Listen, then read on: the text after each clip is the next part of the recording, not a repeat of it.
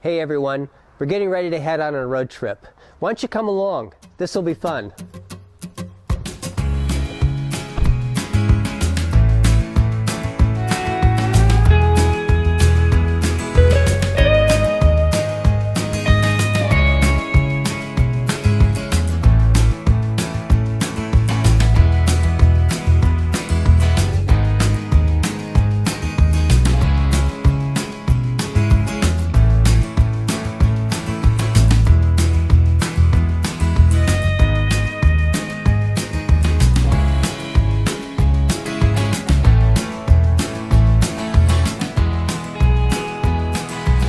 Ann Hobing, the director at the National WASP World War II Museum.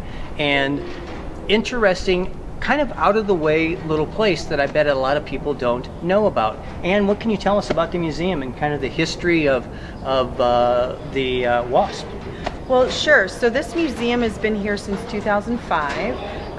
But this year we're celebrating the 75th anniversary of the first WASP graduation here at Avenger Field. Oh, very cool. So people ask, why Sweetwater, Texas? Well, because this is where the magic happened. This is ground zero for the WASP program. It's the women Air Force service pilots of World War II. So there were 25,000 women who applied to be part of this program. Just under 1,800 selected, and right here at Avenger Field, 1,074 graduated. Oh my. So 75 years ago, these women were the first to fly America's military aircraft. And they trained in 5 different planes here, and then were deployed all across the United States, and actually ended up flying 60 million miles during their program. And collectively, the WASP flew every single aircraft in the Army's arsenal. So they were flying fighters, bombers, cargos. They were ferrying planes around the country. Sometimes they did some testing on aircraft or trained some other people.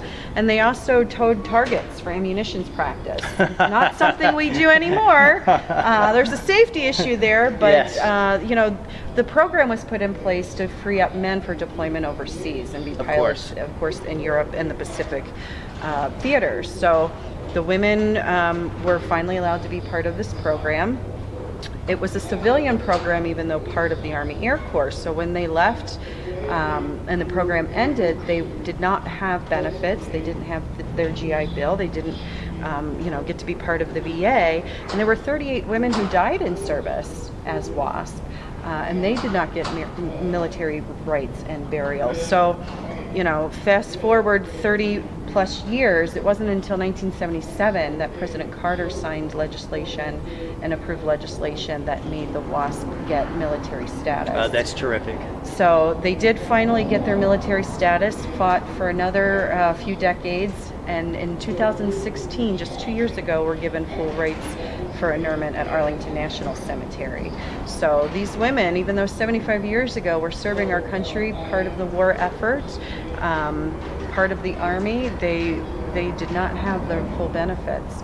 And so what we do here at the museum is remember that. Our mission is to educate and inspire people about the WASP, preserve their legacy, share it with generations, and we do it right here from Avenger Field.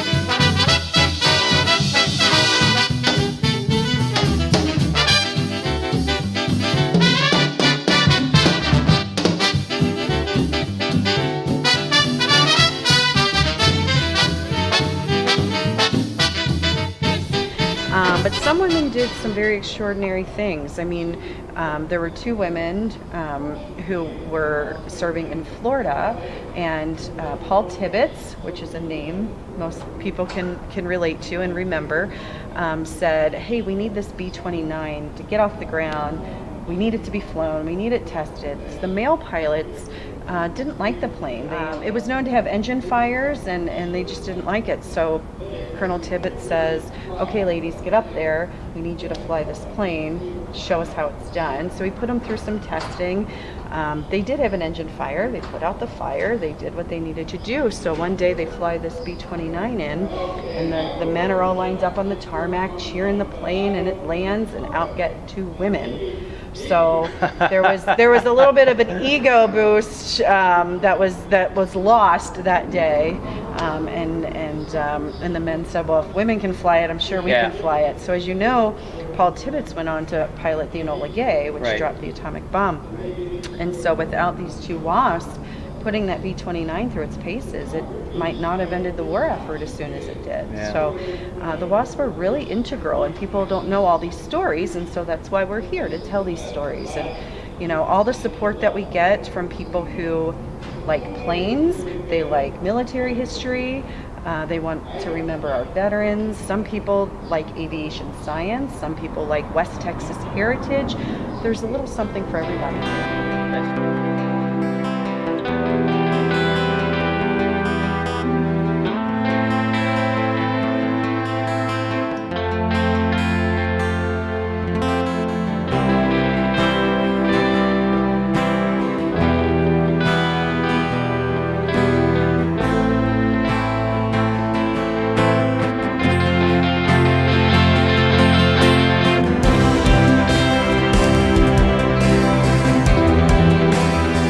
Thank you so much for telling us all about the museum. Be sure that if you're heading down I-20 between Fort Worth and El Paso, and you see the sign for Sweetwater, jump off, take a few minutes, jump in, take a look around.